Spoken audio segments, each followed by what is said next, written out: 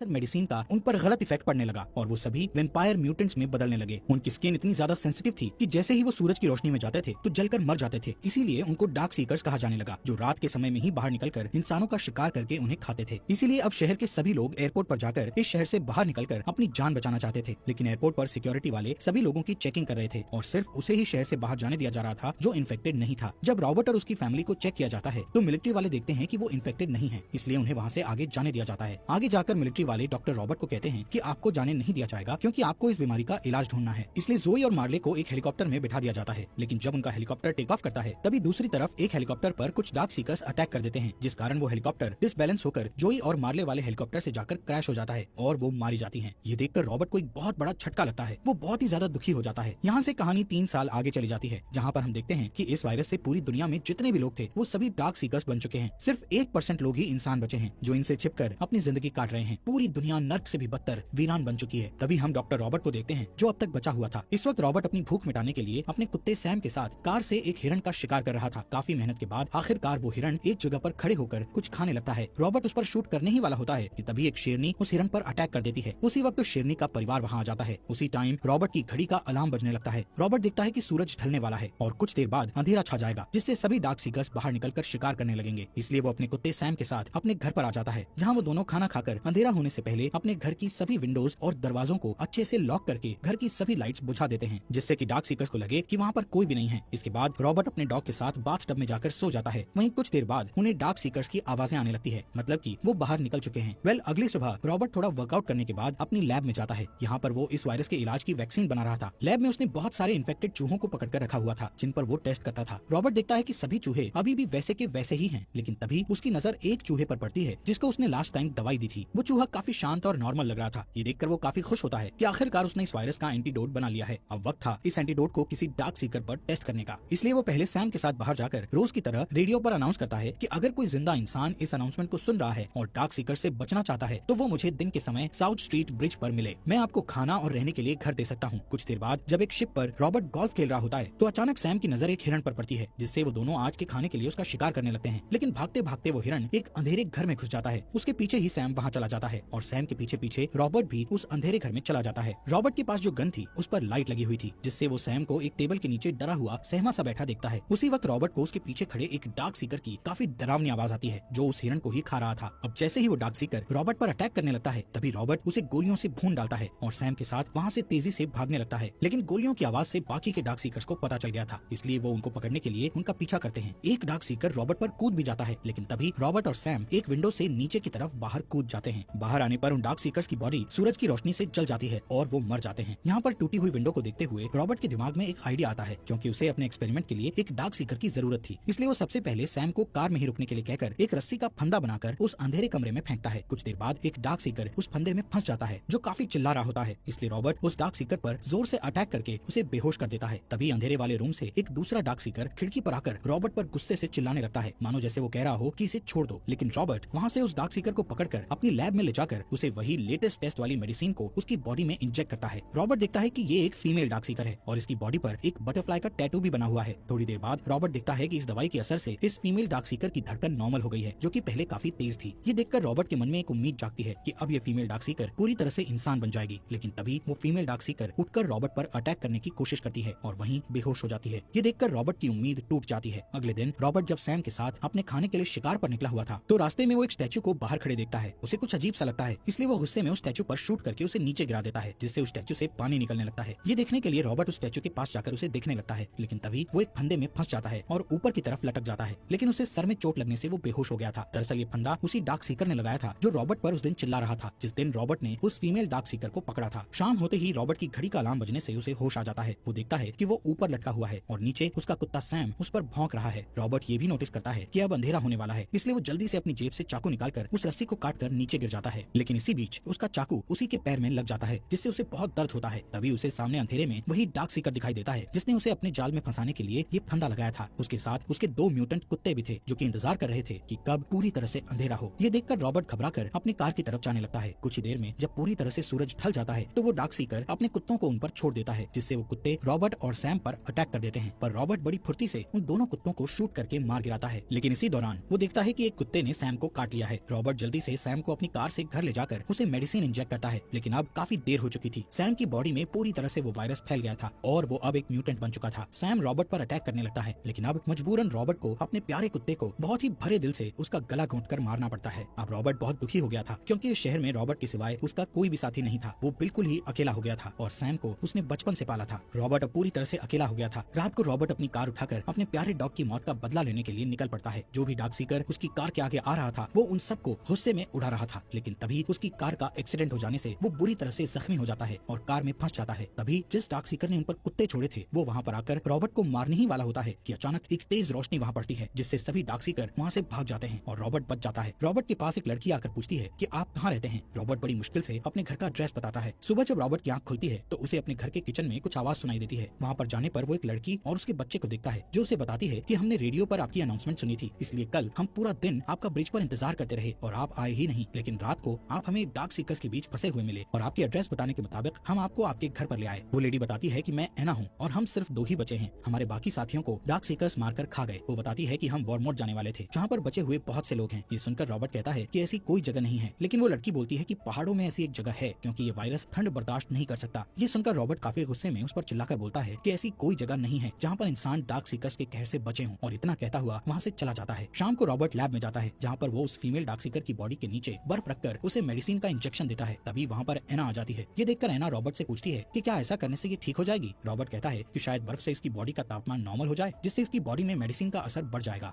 रात होते ही रॉबर्ट अपने घर की सभी विंडोज और डोर्स को लॉक कर देता है, लेकिन तभी उसे अपने घर के आसपास काफी सारे डार्क सीकर्स की आवाजें आने लगती है। वो एना से पूछता है कि तुम मुझे किस टाइम पर घर लेकर आई थी। एना बताती है कि सुबह होने ही वाली थी। ये सुनकर रॉबर्ट कहता है कि उन्होंने हमें ढूंढ लिया और वो हमारे घर की तरफ ही आ रहे हैं हमें खत्म करने। लेकिन रॉबर्ट ने उनसे निपटने के लिए पहले से ही अपने घर के आसपास बॉम्ब सेटअप किए होते हैं, जिन्हें वो एक एक करके ब्लास्ट कर देता है, जिससे काफी सारे डार्क सीकर्स मारे जाते हैं। लेकिन तादाद में ज्यादा होने की वजह से काफी सारे डार्क सीकर्स घर के अंदर घुसकर उन पर अटैक करने लगते हैं। रॉबर्ट भी उन्हें शूट कर रहा होता है, लेकिन वो अपनी जान बचाने के लिए लैब में चले जाते हैं। लैब में वो देखते हैं कि उस फीमेल डार्क सीकर पर उस मेडिसिन का असर होने लग गया था, वो ठीक हो रही थी, यानी उन्हें इस वायरस का क्योर मिल गया था। लेकिन तभी लैब में बहुत सारे डार्क सीकर्स तेजी से आने लगते हैं। ये देखकर रॉबर्ट जल्दी से लैब का बुलेट प्रूफ दरवाजा बंद कर देता है। रॉबर्ट उन सबको जोर जोर से चिल्लाकर बोलता है कि मैंने इलाज ढूंढ लिया है और मैं तुम सबको ठीक कर सकता हूँ। उसी वक्त वहाँ पर उन सब डार्क सीकर्स का बॉस आ जाता है और गुस्से में दरवाजे पर जोर जोर से टक्कर मारने लगता है, जिससे दरवाजे पर बटरफ्लाई का डिजाइन बन जाता है। इसके बाद वो बॉस डार्क सीकर अपने ब्लड से उस दरवाजे पर एक और बटरफ्लाई का निशान बनाता है। तभी रॉबर्ट को याद आता है कि ऐसा ही बटरफ्लाई का टैटू उस फीमेल डार्क सीकर की बॉडी पर है। रॉबर्ट समझ जाता है कि ये फीमेल डार्क सीकर दरअसल उन सभी डार्क सीकर्स के बॉस की पार्टनर है, जिसके लिए वो सभी यहाँ पर उसे लेने आए हैं। इसलिए अब रॉबर्ट उस फीमेल डार्क सीकर को लेकर बाहर बॉस डार्क सीकर के पास चला जाता है, जिससे बाकी के सभी डार्क सीकर्स उस पर अटैक करने की कोशिश करते हैं, लेकिन उनका बॉस चिल्लाकर उन्हें रोक देता है। इसके बाद रॉबर्ट एक सिरिंज निकालकर उस फीमेल डार्क सीकर का थोड़ा सा ब्लड निकाल लेता है। तभी उस फीमेल डार्क सीकर को होश आ जाता है और वो अपने पार्टनर को देखकर उसके गले लग जाती है। इसके बाद उनका बॉस अपनी पार्टनर को लेकर उन सभी डार्क सीकर्स को वहाँ से ले जाता है। अगली सुबह रॉबर्ट एना और उसके बेटे के साथ वॉरमोट की तरफ निकल पड़ता है। एना रेडियो में अनाउंस करती है कि अगर कोई अभी भी जिंदा बचा हुआ है तो हमें वॉरमोट मिले, क्योंकि हमने इस वायरस का इलाज ढूंढ लिया है। और इसी के साथ ये अमेजिंग मूवी यहीं पर